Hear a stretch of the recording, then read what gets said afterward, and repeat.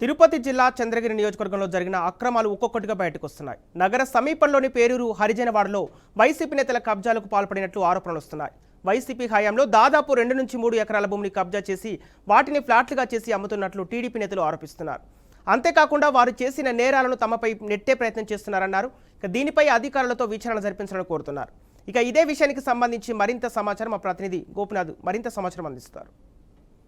గత 5 సంవత్సరాల నుంచి కూడా మనం చూసాం. రాష్ట్ర వ్యాప్తంగా కూడా ఎన్నో రకాల అక్రమాలు జరిగాయి. భూ అక్రమాలు కావచ్చు, లేదంటే దోపిడీలు కావచ్చు, లేదంటే కబ్జాలు, ఇవన్నీ కూడా గత 5 సంవత్సరాల నుంచి జరిగిన పరిస్థితి. అదే పరిస్థితిలోనే చంద్రగిరి నియోజకవర్గంలో కూడా జరిగింది. వైసీపీ నాయకులు ఎక్కడ పడితే అక్కడ భూ కబ్జాలు చేయడం, దాని తర్వాత ఇల్లు కట్టుకోవడం, రకరకాల కార్యక్రమాలు చేయడం జరిగింది. అయితే తాజాగా పేరూరుకు సంబంధించినటువంటి గ్రామంలో కూడా ఇక్కడ హరిజనవాడకు సంబంధించి గతంలో వైసీపీ ప్రభుత్వంలో గతంలో ఉన్నటువంటి ఈ నాయకులందరూ, వైసీపీ నాయకులందరూ కూడా పెద్ద ఎత్తున భూ అక్రమాలకు పాల్పడడం జరిగింది. దానికి ఉదాహరణే ఇది. ఎందుకంటే ఎన్నికల సందర్భంగా కూడా ఇక్కడికి వచ్చినటువంటి తెలుగుదేశం పార్టీ అభ్యర్థి ప్రస్తుత ఎమ్మెల్యే పులివర్తి నాని ఈ రకంగా పెద్ద ఎత్తున గతంలో వీళ్ళు అంటే వైసీపీకి సంబంధించిన నాయకులు, కార్యకర్తలు ఇక్కడ పెద్ద ఎత్తున దోచుకొని ఇదంతా కూడా అక్రమంగా నిర్మించుకున్నటువంటి ఇండ్లుగానే మనం చెప్పుకోవచ్చు. అయితే ఇప్పుడు ఆ బురదంతా ఇప్పుడున్నటువంటి తెలుగుదేశం పార్టీ నేతల మీద రుద్దే ప్రయత్నం అయితే చేస్తున్నారు. అంటే తెలుగుదేశం ప్రభుత్వం అధికారంలోకి వచ్చి కనీసం 2 నెలలు కూడా కాలేదు.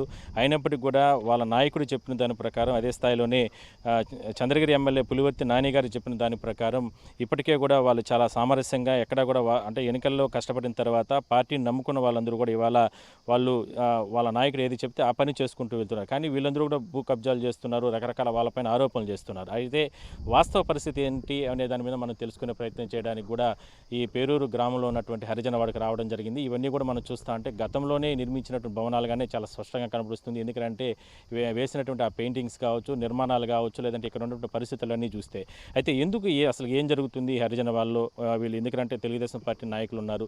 చెప్పండి, ఏం జరుగుతుంది అసలు? ఎందుకు ఇంత భూ ఆక్రమణలు, అంటే ఈ ఇష్యూస్ ఎందుకు వస్తున్నాయి సార్? అంటే తెలుగుదేశం పార్టీ వాళ్ళు ఇక్కడ అమ్మోర్ కసం కాలువ క్లీన్ చేసేసి వైసీపీ వాళ్ళని, స్థానికులను అందరినీ కూడా భయం ప్రాంతాలు చేస్తున్నందుకు నేను ఒకటే చెప్తున్నాను. ఈరోజు మీరు కావాలంటే మీ ద్వారా నేను ఒకటి చెప్తున్నాను. 460/460/2లో గతంలో 1 సంవత్సరం ముందు డోర్ టు డోర్ కాన్వాస్ వచ్చినప్పుడు నారాయణ గారు ఇదే అక్రమానికి గురవుతా ఉంటే ఇక్కడే ట్విట్టర్లో ఫోటో పెట్టి మరి ఇక్కడ ఏదైనా అక్రమాలు ఉంటే కూడా తొలగించండి అని చెప్పేసి బోర్డు పెట్టి వెళ్ళడం జరిగింది. దాని తర్వాత 10 రోజులకే ఆ బోర్డు తీసేసి దాదాపు 10 రూములు లైన్గా కట్టడం కూడా మీరు చూసారు. ఇప్పుడు అది కాకుండా మళ్ళీ రీసెంట్గా 2 రూములు కట్టి కరెంటు మీటర్లు కూడా తీసుకుంటారు.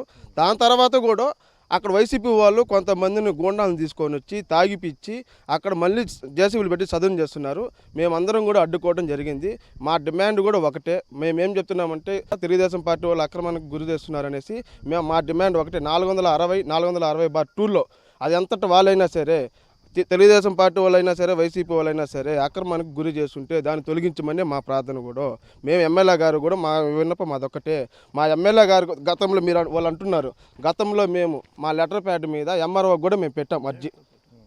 1 నెల 9వ తేదీ 19వ తేదీ 1 నెల 2024 మేము ఆ రోజే ఎంఆర్ఓ కూడా పెట్టడం జరిగింది. ఇక్కడ అక్రమానికి గురవుతుంది, గతంలో కూడా ఈ విధంగా జరిగింది అనేసి పెడుతున్నాం. అలాంటి వాళ్ళు మేమే అక్రమానికి గురి చేస్తున్నాం అనేసి వాళ్ళు వేయడం కూడా చాలా బాధాకర విషయము. మేము ఇంకోటి కూడా చెప్తున్నాం.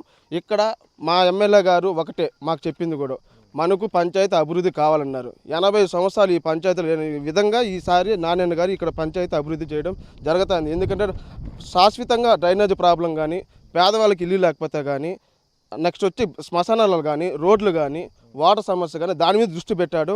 మేము కూడా అదే బాటలోనే నడుచుకుంటున్నాము. మేము అక్రమాలకి మేము ఎక్కడ కూడా పాల్పడడం లేదు. ఈ సాక్షి పేపర్లు పదే ఆడ నాన్న మీద కానీ, మా ఎమ్మెల్యే పేరు మీద కానీ ఆ విధంగా బురద జల్లడం ఎంతవరకు న్యాయం అని కూడా మేము ఆ పేపర్ వాళ్ళని ప్రశ్నిస్తున్నాం.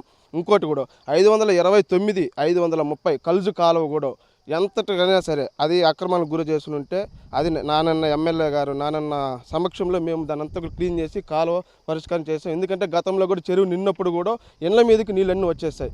కాబట్టి మేము ఇప్పుడు మా ఎమ్మెల్యే గారితో మేము దగ్గరుండి ఆ కాలువది కానీ 529, 530, 460/460/2లో ఏదైనా సరే అక్రమాలకు గురి చేస్తుంటే తొలగించమని మా యొక్క విన్నపం. అది మేము అర్జీ ఇచ్చింది కూడా 1వ నెలలో ఇచ్చాము. దాని తర్వాత మేము ఎంఆర్ఓ గారికి ఇది చేసిన తర్వాత కూడా 3వ నెలలో మళ్ళీ వాళ్ళు మన సెక్రటరీ గారు కూడా 3వ నెలలో మళ్ళీ వాళ్ళకి అంతా కరెంట్ మీటర్లకు కూడా ఇచ్చున్నారు. ఇదే విధంగా కాకుండా ఇక్కడే కాకుండా పేరూరు శ్మశానం ఆక్యుపై అయింది. అంతా వాళ్ళ గవర్నమెంట్లు అన్నీ చేసుకొని ఈ గవర్నమెంట్లో వచ్చిన తర్వాత అంతా బురద తెలుగుదేశం పార్టీ కార్యకర్తల మీద చల్లేదానికి చూస్తున్నారు. తెలుగుదేశం పార్టీ నాన్న గెలిచిన రోజు నుంచి మాకు ఒకటే చెప్తున్నారు, ఎక్కడ కూడా ఆక్రమణలకు పోవద్దండి, మనం ఏదన్నా ఉన్నా కూడా చెరువులు కానీ కాలువలు కానీ మనం కాపాడుకుందాము. లాస్ట్ వరదలు వచ్చినప్పుడు హరిపురం కాలనీ మునుగుడికి గురయ్యింది. దానికనేసి మనం కాలువలన్నీ కూడా మనం కరెక్ట్గా తీసుకెళ్ళి మనం దానికి డ్రైనేజ్ అనేది కూడా కరెక్ట్గా చూద్దామని ఆయన తెలియజేయడం జరిగింది. ఇక్కడ ఏమంటే అక్కడ లాస్ట్ గవర్నమెంట్లో కాలువలు కానీ ఏమి కానీ వాళ్ళు డెవలప్మెంట్ చేయకపోగా ప్రతి ఒక్కటి మేము ఇన్ని కోట్లు తెచ్చినాం అన్ని కోట్లు తెచ్చినామని చెప్పి ఊరికే పై మాటలు చూపించుకున్నారు, కానీ ఎక్కడ కూడా అభివృద్ధి అనేది మాత్రం చేపట్టలేదు. గవర్నమెంట్ వచ్చిన కొత్తలో కూడా మేము చెప్పడం జరిగింది, మన 81 సర్వే నెంబరు తెలుగుదేశం పార్టీ వాళ్ళు నాని అనుచరులు అని చెప్పి చెప్పాడు. అది కూడా పూర్తిగా నిరాధారణ ఆరోపణలు చేపట్టాడు. ఆ రోజు మేము అడిగినప్పుడు మా దగ్గర ఆధారాలు ఉన్నాయన్నాడు. ఏదని చూపించమంటే అదే ఆయన ఏమాత్రం కూడా దానికి స్పందించలేదు. అదేవిధంగా చంద్రగిరి రూరల్ మండలంలో ఎక్కడెక్కడ కబ్జాలు అయినాయో మీరు రండిన్నా మేము అన్ని దగ్గర నుండి చూపిస్తాం వైఎస్ఆర్సీపీలో అంటే దానికే ఆయన నిరాకరించారు. ఇదే విధంగానే ఆయన ప్రతి చోట కాలువ పొరంబోకులు కానీ అన్నీ ఆయనకి ఏం ముట్టిందో ఏమో తెలియదు. ఇప్పుడు లాస్ట్ గవర్నమెంట్లో కూడా మిగతా పేపర్లు అన్నీ కూడా వేశారు. ఇక్కడ కూడా దీని మీద ఏంటి అసలుకి గతంలో ఎన్ని సంవత్సరాలకు ముందు ఇక్కడ ఈ నిర్మాణాన్ని చేశారు, ఏం జరుగుతుంది అసలుకి? మీ ప్రభుత్వం వచ్చి కనీసం 2 నెలలు కూడా కాలేదు, ఈ రకంగా బురద జల్లం అనేది ఎట్ల వరకు? ఇప్పుడే జరగడం జరిగిందన్న. ఇప్పుడు చూస్తున్నారు మీరు కూడా, మేమంతా ఆల్రెడీ గతంలో నేను తెలుగుదేశం పార్టీలో మేము నాని అన్న డోర్ టు డోర్ క్యాన్వాస్ వచ్చినప్పుడు మేమంతా వెళ్ళి కూడా రిప్రజెంటేషను ఎంఆర్ఓ గారికి ఇచ్చాం. బోర్డు పెట్టిన వెంటనే మళ్ళీ 1 నెలలో చేసాం. తర్వాత ఏం చేశారంటే 3వ నెలలో కరెంట్ మీటర్లు పెట్టి నైట్ ఇల్లు కట్టించి వీళ్ళ కాడ అందరూ కాడ డబ్బులు పెట్టే కొనుక్కునే వాళ్ళు. వీళ్ళు కాడ పాపం ఒక్కో దానికి 10 లక్షల దాకా, ఒక్కొక్క ఇంటికి 10 లక్షలకి తప్పన తీసుకున్నారు. ఇదే దాన్ని మేమంతా అడిగినాం ఆ రోజు. ఇది వంకల్ని ఈ మాతో బూడ్చి మీరు అమ్మడం అనేది తప్పు కదా అని మేము అడిగితే ఆ రోజు మమ్మల్ని గొండాలు రౌడీలను పెట్టి ఆ రోజు గవర్నమెంట్ ఉందనేసి రౌడీజం చేసి మమ్మల్ని భయభ్రాంతులు చేస్తే మేము కూడా సైలెంట్ అయినాం.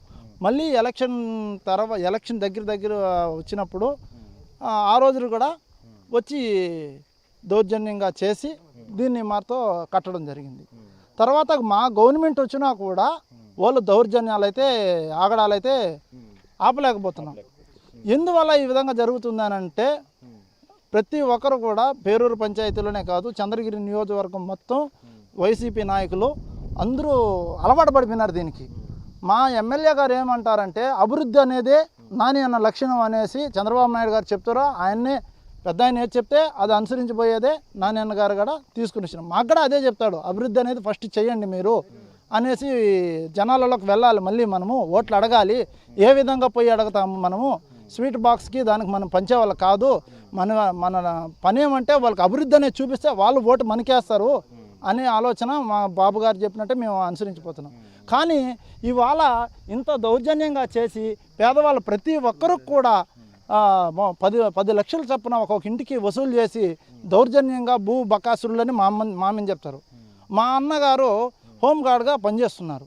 మా అన్న డ్యూటీలో ఉంటే ఇక్కడికి వచ్చి నా కాడ బేగాలు తీసుకొని వెళ్తే ఇక్కడికి వచ్చి ఏమని చెప్తారు, మొత్తం ఒక హోంగార్డు గతంలో గొడవలు వేసుకున్నా అంటే ఎవరికి లేవయ్యా, వ్యక్తిగతంగా మా విషయాలు గొడవలు వచ్చినప్పుడు మా ఇంటి దగ్గరకు వచ్చినప్పుడు మా అన్న పేరు చెప్పడం ఏముంది, డైరెక్ట్గా మీరు నా పేరు చెప్పచ్చు కదా, మేము వచ్చి ఆపుకున్నాం, నా పేరు చెప్పు, ఆపింది నిజము. ఈరోజు కూడా మీ వల్ల అయితే డమాలిష్ చేసేయండి. వాళ్ళు 10 లక్షలు చొప్పున కొనుక్కున్నారు. వాళ్ళు పేదవాళ్ళు, వాళ్ళు డబ్బులు ఇచ్చి కొనుక్కుంటేనే మీరు ఈ విధంగా చేసినారు. కాబట్టి దయచేసి ఎట్టుండేదాన్ని అలా ఉండించాలని మేము అందరికీ తెలియజేసుకుంటున్నాం. ఓకే, మీరు చెప్పండి ఏంటి అసలు ఫైనల్గా చెప్పండి, ఏం జరుగుతుంది అసలు పేరూరు ఈ హరిజన వాడికి సంబంధించి ఎందుకు ఇంత పెద్ద ఇష్యూ అవుతాం? గత ప్రభుత్వం అంటే వైసీపీ గవర్నమెంటు రూలింగ్లో ఉన్నప్పుడు ఇదే కాలువ పరుంబోకిని నాని అన్నగారు ప్రచారంకి వచ్చినప్పుడు ఇక్కడ మనము తెలియజేసాం అన్నకి, అన్న ఈ విధంగా కాలువ పరుంబోకిది దీన్ని క్లీన్ చేసి ఆక్యుపై చేసేదానికి ప్రయత్నం చేస్తున్నారు అని చెప్పడం జరిగింది. అదే రోజు నాని అన్నగారు రెవెన్యూ వాళ్ళకి సమాచారం అందించి ఇమీడియట్గా ఇక్కడ ఈ ఎవరు ప్రవేశించరాదని చెప్పేసి రెవెన్యూ వాళ్ళ ద్వారా ఇక్కడ బోర్డులు పెట్టడం కూడా జరిగింది.